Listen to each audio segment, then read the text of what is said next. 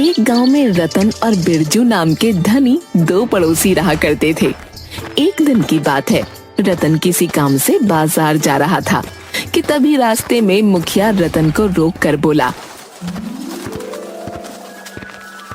क्या हालचाल है रतन? आजकल बाजार में बहुत कम दिखाई देते हो। ईश्वर की कृपा है मुखिया जी, काम से फुर्सत ही नहीं मिलती, इसीलिए बाजार आने का समय बहुत कम मिलता है। दरअसल मैं तुम्हारे ही घर पर आ रहा था। अच्छा हुआ तुम मुझे बाजार में ही मिल गए। अब तो आपको मेरे घर पर आना ही पड़ेगा मुखिया जी, काफी दिन हो गए आपको मेरी पत्नी के हाथ का चाय पिए हुए। किसी दिन जरूर आऊंगा। अभी मुझे तुमसे एक जरूरी काम था। हाँ हाँ बोलिए मुखिया जी, क्या काम था? रतन, हमारे गांव में कोई अस्पताल नहीं है और इसलिए हम सब गांव वाले आपस में मिलकर के एक अस्पताल बनवाने जा रहे हैं। ये तो बहुत शुभ काम है मुखिया जी, बताइए मैं इसमें आपकी क्या सहायता कर सकता हूँ? अपनी मर्जी से जितनी तुम्हारी हैसियत हो उतना दान तुम दे दो। मुखिया की बात सुनकर रतन ने अपनी जेब से 100 रुपए का नोट निकालकर मुखिया को पकड़ा दिया। रतन, सिर्फ 100 रुपया? मेरी बस इतनी ही हैसियत है मुखिया जी। इतना कहकर रतन वहाँ से चला गया।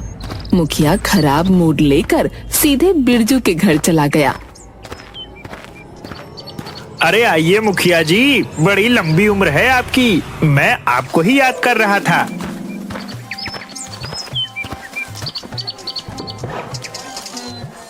कैसे हो बिरजू? सब कुछ कुशल मंगल तो है ना? ईश्वर की कृपा है मुखिया जी, सब कुछ सही है। और सुनाइए, कैसे आना हुआ? अरे तुमने तो सुना ही होगा कि गांव में एक अस्पताल बन रहा है।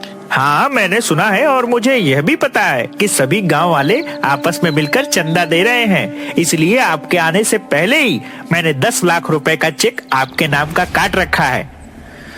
क्या बात है बिरजू, मुझे तुमसे यही उम्मीद थी, लेकिन तुमने चेक मेरे नाम क्यों काटा? हॉस्पिटल के नाम ही चेक काट देते। आप हमारे गांव के मुखिया हैं, मुझे आप पर पूरा भरोसा है। एक तुम हो और एक वो तुम्हारा पड़ोसी रतन है। जानते हो उसने अस्पताल को कितना दान दिया है? सिर्फ 100 रुपए। मेरी समझ में नहीं आता कि इतना धन का आखिर वह करेगा क्या। उसने तो कंजूसी की हद ही कर दी। इतना बोलकर मुखिया वहाँ से चला गया। कुछ देर बाद बिरजू संपत के साथ अपने खेत में चला गया। संपत बिरजू से बोला, इस गांव में सबसे ज्यादा दान हॉस्पिटल को आपने दिया है, अब तो हॉस्पिटल का उद्घाटन आपके ही हाथ होगा। जब सबसे अधिक दान मैंने किया है तो फिर उद्घाटन भी मेरे ही हाथ होगा। वैसे मुझे रतन से ऐसी उम्मीद नहीं थी, वह इतना कंजूस निकलेगा यह नहीं कभी सोचा था। संपत की बात सुनकर बिरजू मुस्कुरा कर रह गया। समय ऐसे ही बीतता गया। एक दिन की बात है, रतन अपने घर पर अपनी पत्नी के साथ भोजन कर रहा था कि तभी गांव का एक व्यक्ति वहां आ गया। क्या हुआ श्यामलाल चाचा, आप इतने घबराए हुए से क्यों हैं? रतन, मेरी पत्नी बहुत बीमार है, डॉक्टर ने उसका ऑपरेशन बता दिया है और तुम तो मेरी हालत जानते हो। मैं तुमसे यहाँ पर मदद मांगने के लिए आया हूँ। चिंता मत करो श्यामलाल चाचा, ईश्वर पर भरोसा रखो, सब कुछ सही हो जाएगा। मुझे 10,000 की सख्त जरूरत है रतन, और इस पूरे गांव में सिर्फ तुम ही हो जिससे मैं पैसे उधार मांग सकता हूँ। मैं तुम्हारे पैसे बहुत जल्द लौटा दूंगा। मुझे माफ कर दो श्यामलाल चाचा, मेरे पास 10,000 रुपए अभी इस समय नहीं है। इस समय मैं तुम्हारी 2,000 रुपए की मदद कर सकता हूँ। इतना कहकर रतन ने 2,000 रुपए श्यामलाल को पकड़ा दिए। मुझे तुमसे ऐसी उम्मीद नहीं थी रतन। क्या तुम्हें मुझ पर भरोसा नहीं है कि मैं तुम्हारे पैसे लौटाऊंगा? ऐसी बात नहीं है श्याम चाचा, मुझे आप पर पूरा भरोसा है, लेकिन यकीन मानिए मेरे पास इस वक्त सिर्फ 2,000 रुपए ही पड़े हैं जो मैं आपको देने के लिए तैयार हूँ। यह 2,000 भी अपने पास रख लो। जहाँ से मैं बाकी रुपए का इंतजाम करूंगा वहाँ से मैं 2,000 रुपए का भी इंतजाम कर लूंगा। अरे लानत है तुम पर रतन, इतनी धन दौलत होने के बाद भी किसी व्यक्ति की मदद तक नहीं कर सकते। श्यामलाल क्रोधित होता हुआ घर से बाहर निकला। रतन श्यामलाल को आवाज लगाता हुआ घर से बाहर आ गया, मगर श्यामलाल ने उसकी बात नहीं सुनी। तभी रतन की पत्नी भी घर से बाहर निकल कर आ गई। अजी लगता है श्यामलाल चाचा को पैसों की कुछ ज्यादा ही जरूरत होगी। मैंने उन्हें कभी इतने गुस्से में नहीं देखा। क्या मैंने उन्हें पैसे देने से इनकार किया था? मेरे पास सिर्फ इतने ही पैसे पड़े हुए हैं। मेरी समझ में नहीं आता कि आपके पास अच्छी खासी खेती है। हर साल आपकी फसल गांव में सबसे अच्छे दामों में बिकती है। आपके पास से इतना पैसा आखिर जाता कहाँ है? भूलो मत कि हमारे बच्चे गांव से बाहर शहर में पढ़ते हैं। उनकी स्कूल और मेंटेनेंस का खर्चा कितना आता है, और फिर हमारे घर के खर्चे भी कुछ कम नहीं है। इधर श्यामलाल आंखों में आंसू लिए हुए जा रहा था कि तभी रास्ते में उसे गांव का मुखिया मिल गया। अरे क्या बात है श्यामलाल, तुम्हारी आंखों में ये आंसू क्यों? सब कुछ कुशल मंगल तो है? अब क्या बताऊं मुखिया जी, मेरी पत्नी की तबीयत कुछ दिनों से ठीक नहीं चल रही। हाँ, इस बात को मैं जानता हूँ। क्या हुआ, बोलो। डॉक्टर ने उसका ऑपरेशन बता दिया है मुखिया जी। मुझे इस वक्त 10,000 रुपए की सख्त जरूरत है, और आप तो मेरी हालत जानते हो। मैं बड़ी उम्मीद लेकर रतन के पास 10,000 रुपए उधार मांगने गया था। मगर उसने तुम्हें 10,000 रुपए नहीं दिए होंगे और यही कहा होगा कि उसके पास पैसे नहीं है। हाँ, आपने बिल्कुल सही कहा। आपको कैसे पता? क्योंकि जो व्यक्ति हॉस्पिटल के दान में भी कंजूसी करता हो, उस व्यक्ति के बारे में हम क्या ही कह सकते हैं। अरे वह तो पुण्य का काम करने में भी घबराता है। मुखिया जी, आप ही मेरी कुछ मदद कीजिए। इस गांव में सिर्फ एक ही व्यक्ति है जो तुम्हारी मदद कर सकता है, वह है बिरजू। तुम्हें इसी वक्त बिरजू के पास जाना चाहिए। मुखिया की बात सुनकर श्यामलाल दौड़ता हुआ बिरजू के घर चला गया और उसे अपनी सारी स्थिति बता दी।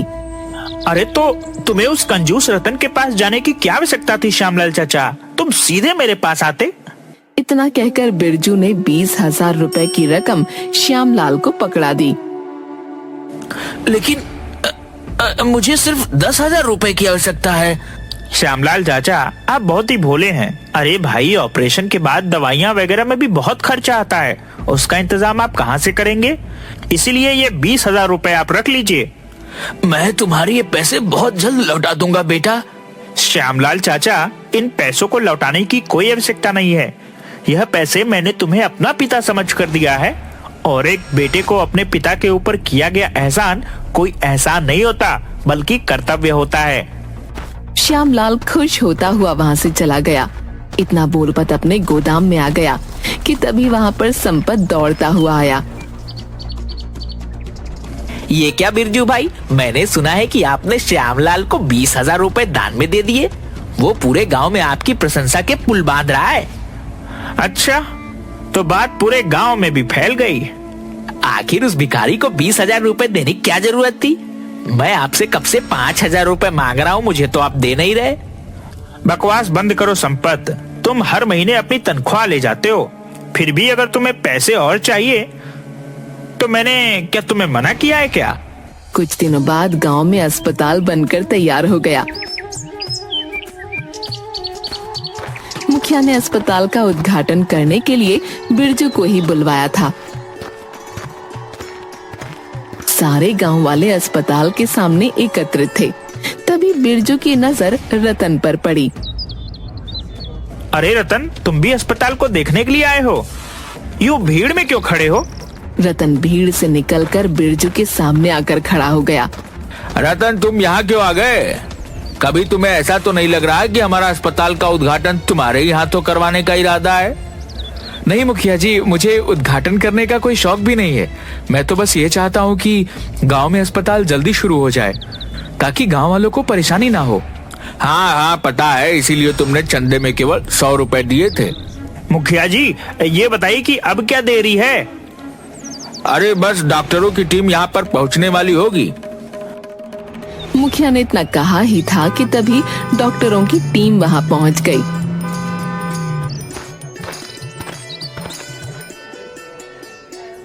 बिरजू अस्पताल का रिबन काटने ही वाला था कि तभी अचानक वो बेहोश होकर गिर गया।